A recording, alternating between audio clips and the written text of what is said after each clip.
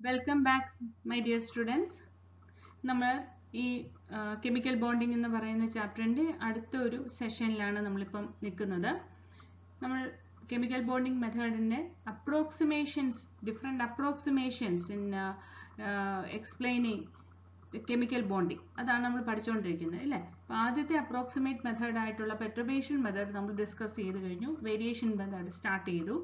Variation method എന്ന് പറഞ്ഞു കഴിഞ്ഞാൽ നമ്മളിവിടെ ഒരു ട്രയൽ വേവ് ഫംഗ്ഷൻ സെലക്ട് ചെയ്യുകയാണ് ചെയ്യുന്നത്, which satisfy all the boundary conditions of the system. അങ്ങനെയുള്ള ഒരു വേവ് ഫംഗ്ഷനാണ് നമ്മളിവിടെ സെലക്ട് ചെയ്യുന്നത്. ഓക്കെ, അപ്പോൾ ഒരു ട്രയൽ വേവ് ഫംഗ്ഷനാണ്. നമ്മൾ അതിൻ്റെ ബൗണ്ടറി കണ്ടീഷൻസ് അപ്ലൈ ചെയ്ത് solve ചെയ്ത് വരുമ്പോൾ we will get the energy values, and that energy values must be greater than or equal to 0. അതാണ് എന്താ വേരിയേഷൻ തിയറം പറയുന്നത്. ഓക്കെ, അതിൻ്റെ ഒരു പ്രൂഫ് ഉണ്ടായിരുന്നു, നമ്മളത് പ്രൂവ് ചെയ്യുകയും ചെയ്തിട്ടുണ്ട്. ഓക്കെ, ഇനി കെമിക്കൽ ഈ വേരിയേഷൻ മെത്തേഡിനകത്ത് തന്നെ രണ്ട് രീതിയിലുള്ള വേരിയേഷൻ ഫങ്ഷൻസ് വരാറുണ്ട്. First one is linear variation functions and the second one is non-linear variation functions. അപ്പം linear and non-linear variation functionsനെ കുറിച്ചും secular equations and secular determinantsനെ കുറിച്ചും ഒക്കെയാണ് നമ്മൾ ഈ ഒരു സെഷനിൽ ഇൻക്ലൂഡ് ചെയ്തിരിക്കുന്നത്. അപ്പോൾ നമുക്ക് അതിൻ്റെ ഡീറ്റെയിൽസിലേക്ക് കടക്കാം. Linear and non-linear variation functions. If the trial wave function contains the variable parameters like C1, C2, C3, etc. as such, it is linear. അപ്പം എന്താണ് ട്രയൽ വേവ് ഫംഗ്ഷനകത്ത് നമ്മൾ എടുക്കുന്നു, ട്രയൽ വേവ് ഫംഗ്ഷനെ നമ്മൾ C1 Ψ1 plus C2 Ψ2 plus C3 Ψ3 plus etcetera ഈ രീതിയിലാണ് നമ്മൾ കഴിഞ്ഞ ദിവസം ചെയ്തത്. ഓക്കെ, ആ രീതിയിൽ എക്സ്പ്രസ് ചെയ്യാൻ പറ്റുന്നവരെയാണ് നമ്മൾ എന്തെന്ന് പറയുന്നത്, ലീനിയർ വേരിയേഷൻ ഫംഗ്ഷൻസ് എന്ന് പറയുന്നത്. ഇപ്പോൾ എനർജി മിനിമൈസ് ചെയ്യുമ്പം ഈ C1നെയും C2നെയും C3യാണ് നമ്മൾ അഡ്ജസ്റ്റ് ചെയ്ത് എന്തിലേക്ക് കൊണ്ടുവരുന്നത്, മിനിമം എനർജിയിലേക്ക് കൊണ്ടുവരുന്നത്. Okay, then if on the other hand the variable parameters appear as Ci square, okay, അതായത് Ci square Ψ1 plus Ci square C2 square Ψ2 അങ്ങനെയൊക്കെ വരാം. അല്ലെങ്കിലോ Ciക്ക് പകരം നമുക്ക് e raised to Ci എന്നുള്ള ഫോമുല ചിലപ്പോൾ എഴുതാൻ പറ്റും. ചില കണ്ടീഷൻസിൽ വരുമ്പോൾ അങ്ങനെ ആയിരിക്കും വരുന്നത്. അതുപോലെ തന്നെ സൈൻ Ci ഇങ്ങനെയുള്ള ടേംസ് വരുമ്പോൾ these are not linear parameters, linear functions അല്ല. ഇങ്ങനെ വരുമ്പോഴത്തേക്കും സൈൻ ഫങ്ഷൻസിൻ്റെ നമുക്കറിയാം ഒരു വേവ് നേച്ചർ ആയിട്ടാണ് സൈൻ ഫങ്ഷൻ അല്ലേ. സൈൻ ഫങ്ഷൻ്റെയൊക്കെ നമുക്ക് ഈ ഒരു രീതി നമ്മളത് പണ്ട് പഠിച്ചിട്ടുള്ളതാണല്ലോ. സൈൻ വേവിന് ഇങ്ങനെയാണ് വരുന്നത്. Ci സ്ക്വയർ എന്ന് പറയുമ്പോഴത്തേക്ക് അത് ഇതിൻ്റെ ഷേപ്പ് ഇതുപോലെ വരും. പിന്നെ എക്സ്പോണൻഷ്യലിൻ്റെ ഒക്കെ വരുമ്പോഴത്തേക്ക് നമുക്ക് ഇങ്ങനെയൊക്കെയുള്ള ഷേപ്പിലായിരിക്കും വരുന്നത്. ഓക്കെ, അല്ലെങ്കിൽ നമുക്ക് ഈ ഒരു ഷേപ്പിലൊക്കെ വരുന്നതൊക്കെ എന്താണ് ഈ എക്സ്പോണൻഷ്യൽ ഫങ്ഷൻസിലൊക്കെ വരുന്നത്. അപ്പോൾ ഇതൊക്കെ വരുവാണെങ്കിൽ നമുക്ക് എന്താണ്, these are non linear variation functions. അപ്പം നമ്മളുടെ സിമ്പിൾ ഹാർമോണിക് ഓസിലേറ്റർ അല്ല, വൈബ്രേറ്ററി മോഷൻ, പാർട്ടിക്കിൾസിൻ്റെ വൈബ്രേറ്ററി മോഷനൊക്കെ എക്സ്പ്ലെയിൻ ചെയ്യുമ്പോഴത്തേക്കും നമുക്ക് നോൺ ലീനിയർ വേരിയേഷൻ ഫങ്ഷൻസ് ആണ് അവിടെ വരുന്നത്. നേരെ മറിച്ച് നമ്മുടെ ഈ ലീനിയർ വേരിയേഷൻ ഫംഗ്ഷൻ്റെ ഗ്രാഫ് വരയ്ക്കുകയാണെങ്കിൽ നമുക്ക് ഇങ്ങനെ സ്ട്രെയിറ്റ് ലൈൻ ആയിട്ട് വരുന്നതാണ് ലീനിയർ വേരിയേഷൻ ഫങ്ഷൻസ് എന്ന് പറയുന്നത്. ഓക്കെ, അപ്പോൾ ഇത് തമ്മിലുള്ള ഡിഫറൻസ് മനസ്സിലായല്ലോ. അപ്പം നമ്മളെ സംബന്ധിച്ചിടത്തോളം, നമ്മളുടെ ഈ ഒരു ക്ലാസ്സിനെ സംബന്ധിച്ചിടത്തോളം നിങ്ങൾക്ക് വേണ്ടുന്നത്, നിങ്ങൾ ഇപ്പം ഈ ഒരു ഇതിൽ പഠിക്കുന്നത് ലീനിയർ വേരിയേഷൻ ഫങ്ഷൻസിനെ വെച്ചിട്ടുള്ള ക്ലാസ്സുകളാണ്.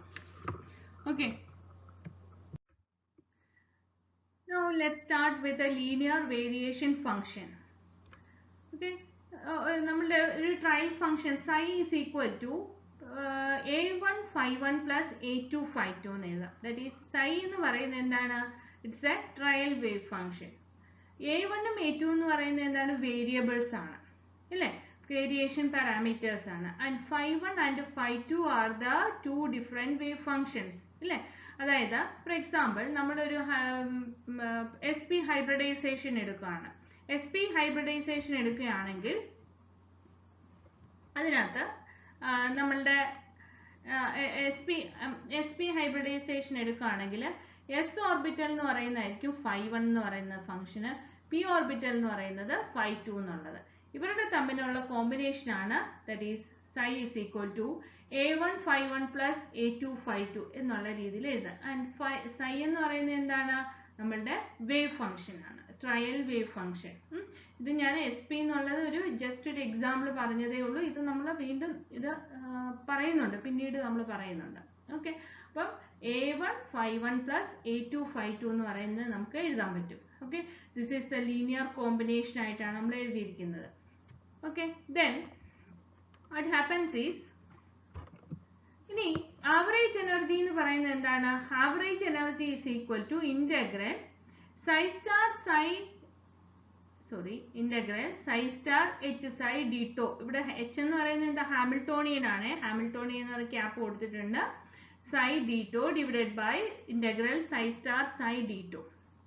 ഇവിടെ നമ്മൾ നേരത്തെ പറഞ്ഞു കഴിഞ്ഞു, ഇവിടെ എടുത്തിരിക്കുന്ന psi എന്ന് പറയുന്നത് ലീനിയർ വേരിയേഷൻ ഫംഗ്ഷൻ ആണ്. ഓക്കെ, അതുകൊണ്ട് ഇവരിനകത്ത് ഇമാജിനറി നമ്പേഴ്സ് അല്ലെങ്കിൽ കോംപ്ലക്സ് നമ്പേഴ്സ് വരാനുള്ള സാധ്യതയില്ല. അതുകൊണ്ട് ഈ കേസിൽ എന്താണ്, സൈയും സൈ സ്റ്റാറും എന്തായിട്ട് നിൽക്കും? സെയിം ആയിട്ട് നിൽക്കും.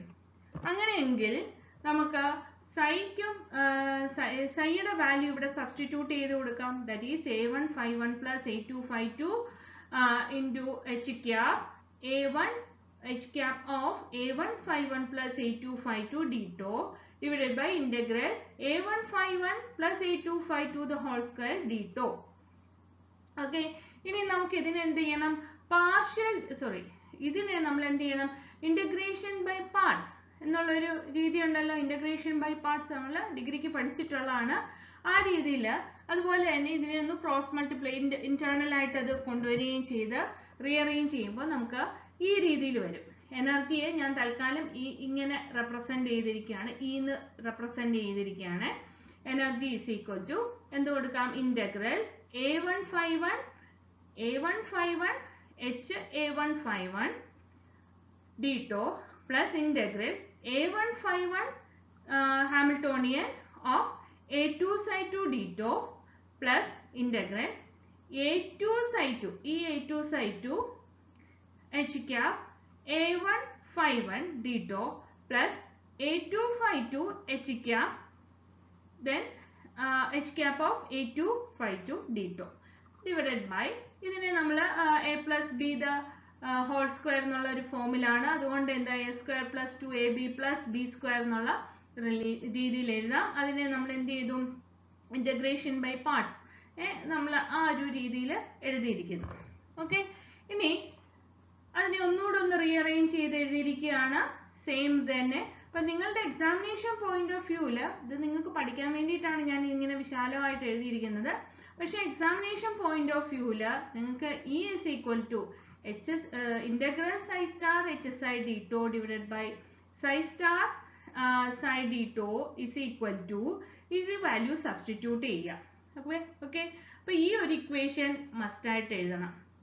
ഓക്കെ, അത് ഇമ്പോർട്ടൻ്റ് ആയിട്ട് എഴുതേണ്ടതാണ്. അതുപോലെ തന്നെ ഈ ഇക്വേഷനും കമ്പൽസറി ആയിട്ട് വേണ്ടതാണ്. ഇത് നിങ്ങളുടെ സോൾവ് ചെയ്യാനായിട്ട് ഞാൻ സോൾവ് ചെയ്തിട്ടിരിക്കുകയാണ്. അത് നമ്മൾ കാണാൻ പഠിക്കാൻ പറ്റത്തില്ല, ഇത് ചെയ്ത് തന്നെ പഠിക്കണം. ഓക്കെ, ഇനി ഈ സ്റ്റെപ്പുകൾ നമുക്ക് അത്യാവശ്യം സ്കിപ്പ് ചെയ്ത് കഴിഞ്ഞാൽ കുഴപ്പമില്ല, കാരണം സബ്സ്റ്റിറ്റ്യൂട്ട് ചെയ്തിട്ടുള്ള 2 ഇക്വേഷൻസ് കൊടുക്കുക. സോ നമ്മൾ അതിനെ ഒന്നുകൂടെ ഒന്ന് റീഅറേഞ്ച് ചെയ്തെടുക്കുമ്പോഴത്തേക്കും ഞാൻ a1 സ്ക്വയർ a1 അതായത് കോഎഫിഷ്യൻസിനെയൊക്കെ പുറത്തേക്ക് എടുത്തു. That is a1 square integral phi 1 h cap phi 1 d tau plus a1 a2 integral phi 1 h cap phi 2 d tau plus a1 a2 integral phi 2 h cap phi 1 d tau plus a2 square integral phi 1 h cap phi 2 d tau. ഇത് അതുപോലെ തന്നെ നമ്മൾ അതിനെ കോഎഫിഷ്യൻസിനെ വെളിയിലെടുത്തിട്ടുണ്ട്. ഇനി ഇതിനെ നമുക്ക് ഒരു കുറച്ച് പുതിയ നൊട്ടേഷൻസ് കൊണ്ട് റീപ്ലേസ് ചെയ്യാം. അതായത് ഇന്റഗ്രൽസിനെ നമുക്ക് മറ്റു പുതിയ കുറച്ച് ടേംസ് കൊണ്ട് റീപ്ലേസ് ചെയ്യാം. That is integral phi 1 h cap phi 1 d tau ഇതിനെ നമുക്ക് h11 എന്ന് എഴുതാം. അതുപോലെ തന്നെ phi 2 h cap phi 2 h cap phi 2 d tau നെ h22 കൊണ്ട് റെപ്രസെന്റ് ചെയ്യാം. അതുപോലെ integral phi1 h cap phi2 d tau is equal to h12, which is also equal to integral phi2 h cap phi1 d tau. അതിനെ നമുക്ക് എന്താണെന്ന് അറിയോ, this one is equal to h21 തന്നെയാണ്. But since this Hamiltonian operator Hermitian ആയതുകൊണ്ട്, Hermitian operator ആണല്ലോ Hamiltonian, Hermitian ആയതുകൊണ്ട് നമുക്ക് എന്താണ് h12 is equal to h21. മനസ്സിലായല്ലോ? അതുകൊണ്ട് ഇത് തന്നെ നമുക്ക് ഇവിടെ എഴുതിയാൽ മതി. ഇനി ഈ ടേംസിനെ അതുപോലെ തന്നെ integral phi1 phi2 d tau നെ s12 എന്നും integral phi1 square d tau യെ s11 എന്നും integral phi2 square d tau യെ s22 കൊണ്ട് റെപ്രസെന്റ് ചെയ്യാം. ഓക്കെ, ഇനി ഈ h11 ആൻഡ് h22 ഇങ്ങനെയുള്ളതിനെ നമുക്ക് പറയുന്ന ഒരു പേരുണ്ട്, ദാറ്റ് ഈസ് കൂളൂംബ് ഇന്റഗ്രൽ. കൂളൂംബ് ഇന്റഗ്രൽ എന്നാണ് പറയുന്നത്. നേരെ മറിച്ച് h12 അല്ലെങ്കിൽ h21 പറയുന്ന പേരാണ് റെസൊണൻസ് ഇന്റഗ്രൽ, അല്ലെങ്കിൽ these are known as resonance integral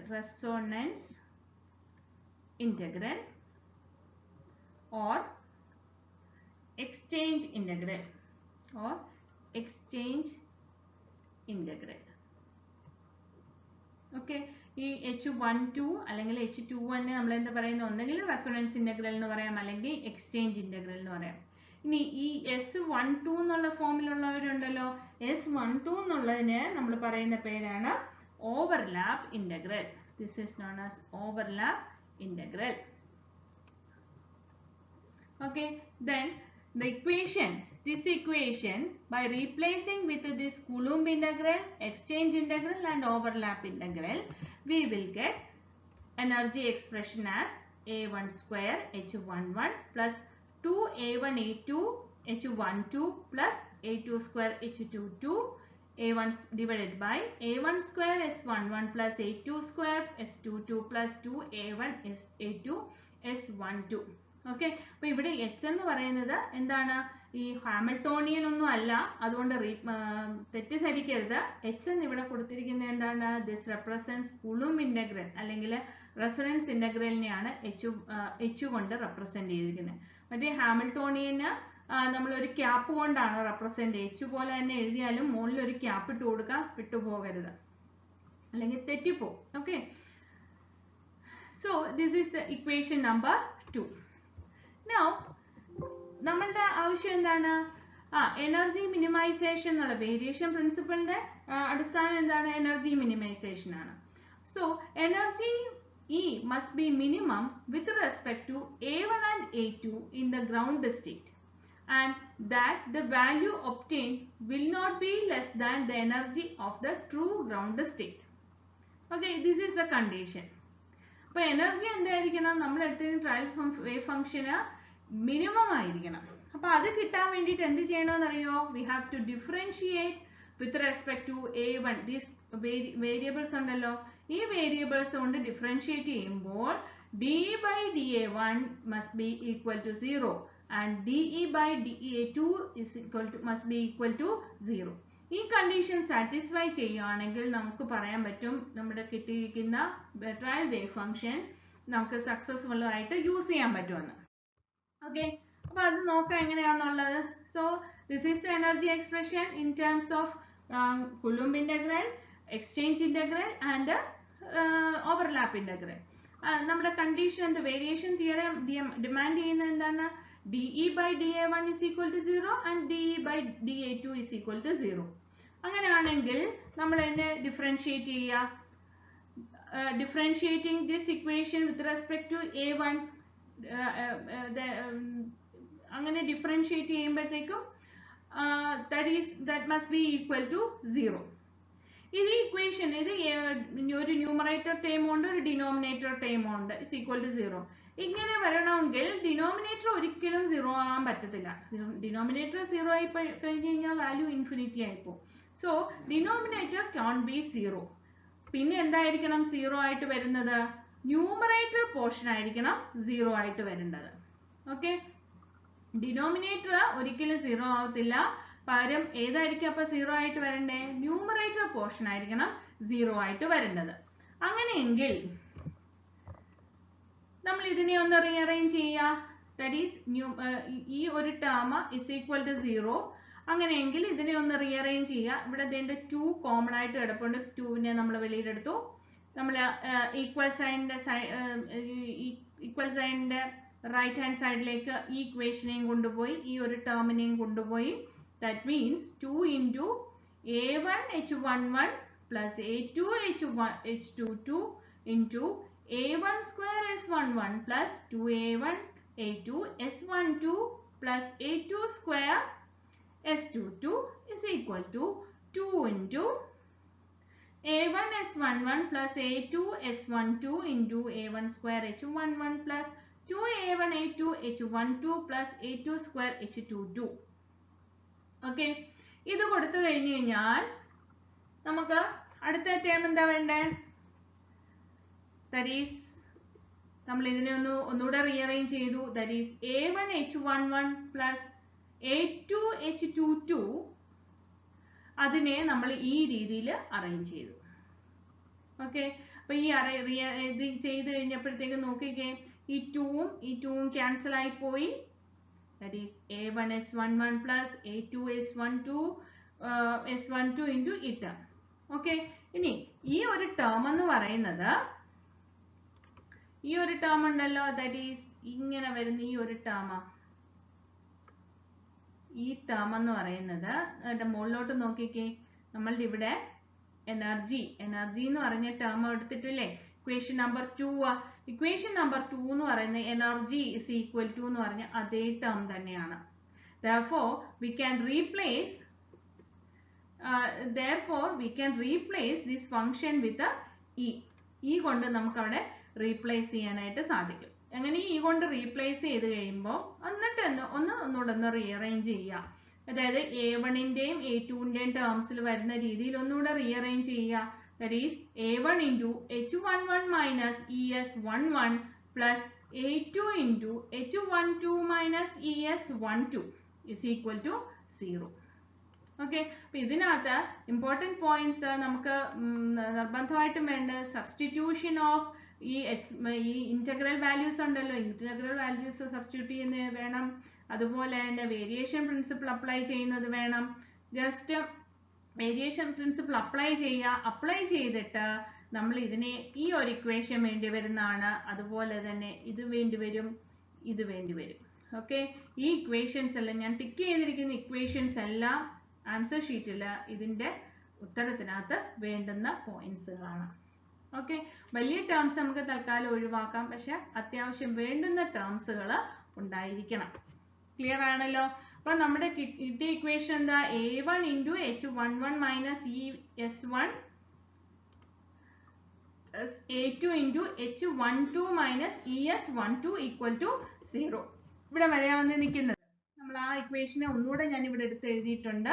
That is differentiating the energy with respect to a1 gives a1 into h11 minus es11 plus a2 into h12 minus es12 is equal to 0. Equation number 3. Similarly, നമ്മൾ എനർജിയെ a2 കൊണ്ട് differentiate ചെയ്യാം. a2 കൊണ്ട് differentiate ചെയ്യുമ്പോൾ നമുക്ക് ഇങ്ങനൊരു equation കിട്ടും. That is h21 minus es21 plus a2 into h22 minus es22 is equal to 0. Now, ഇങ്ങനെയുള്ള equations ഉണ്ടല്ലോ, this set of two homogeneous linear algebraic equations are called secular equations. Okay, അപ്പോൾ അതാണ് secular equations എന്ന് പറയുന്ന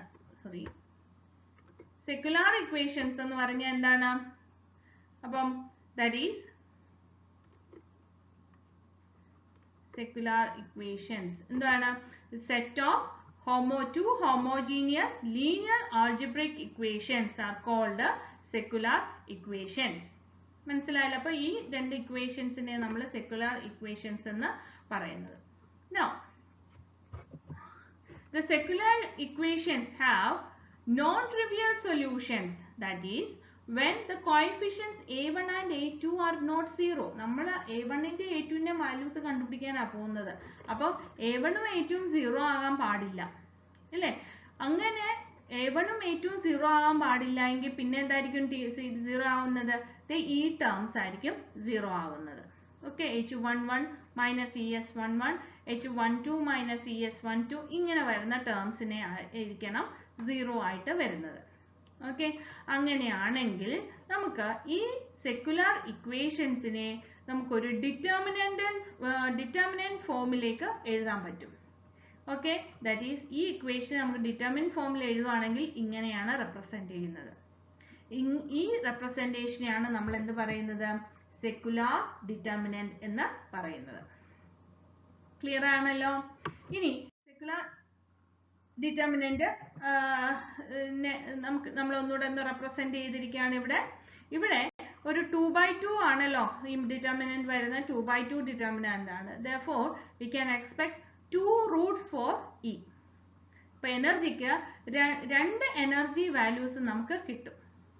that is E1 and E2. E1 ഉം E2 എന്ന് പറയുന്ന രണ്ട് എനർജി വാല്യൂസ് കിട്ടും. And the lower of the two values will be minimum energy corresponding to the trial function. E1 ഉം E2 ഉം കിട്ടിക്കഴിഞ്ഞാൽ ഇതിനകത്ത് ലോവർ എനർജി ആയിരിക്കും എന്തെന്ന് പറയുന്നത്? ട്രയൽ വേവ് ഫംഗ്ഷന്റെ ഗ്രൗണ്ട് സ്റ്റേറ്റ് എനർജി എന്ന് പറയുന്നത്. ക്ലിയർ ആണല്ലോ?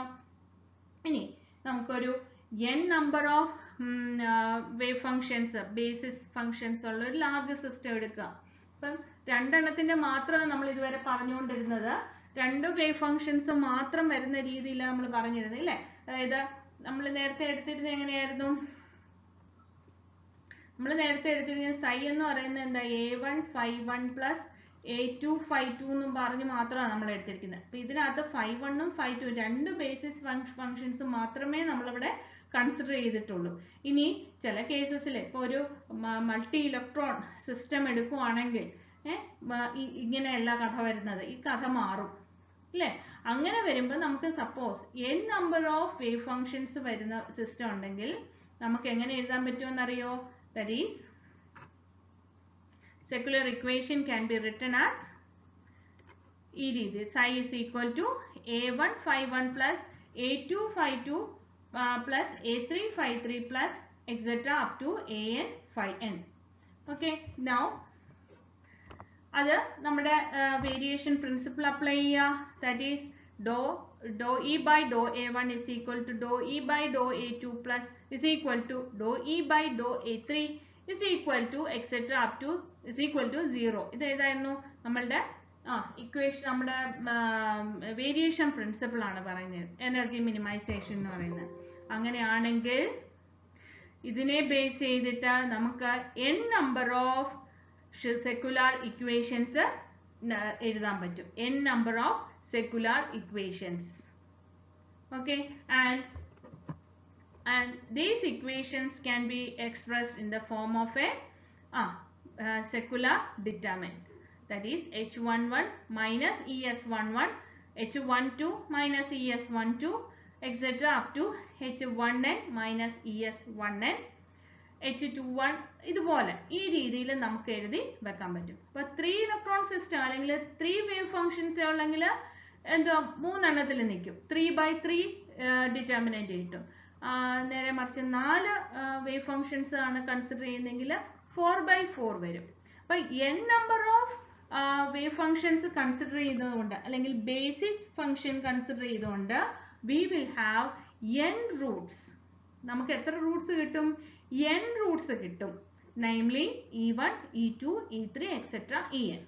അപ്പൊ 4 എണ്ണമാണ് കമ്പൈൻ ചെയ്യുന്നതെങ്കിൽ we will get 4 energy values. 5 എണ്ണമാണ് കമ്പൈൻ ചെയ്യുന്നതെങ്കിൽ we will get 5 energy values. Okay, but depending upon the number of basis functions involved during this linear combination നമുക്ക് അത്രമാത്രം എനർജി വാല്യൂസ് ആയിരിക്കും കിട്ടുന്നത്. അതിനകത്ത് മേ ബി ആ എനർജി ലെവൽസ് എങ്ങനെയാകാം? ഡീജനറേറ്റ് ആകാം അല്ലെങ്കിൽ നോൺ ഡീജനറേറ്റ് ആകാം. ഓക്കെ, ഇനി നമുക്ക് ഈ സെക്കുലർ നമ്മുടെ ആ ഇന്റഗ്രൽസിനെ കുറിച്ച് നമ്മൾ പറഞ്ഞല്ലോ. അതായത് overlap integral, Coulomb integral and exchange integral അല്ലേ? അപ്പൊ അവരെ കുറിച്ച് ഇത്തിരി കൂടെ നമുക്ക് പറയാം. അടുത്ത സ്ലൈഡിലേക്ക് പോകാം.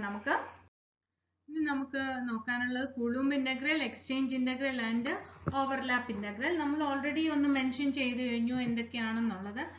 ഇതിന്റെ കുറച്ച് ഡീറ്റെയിൽസ് ഒന്ന് അറിഞ്ഞിരിക്കണം. കുളൂംബ് ഇന്റഗ്രൽ എന്ന് പറയുന്നത് is equal to HNN is equal to integral psi n star h cap psi d tau. ഇവിടെ h എന്ന് പറയുന്നത് ഇതെന്താണ്?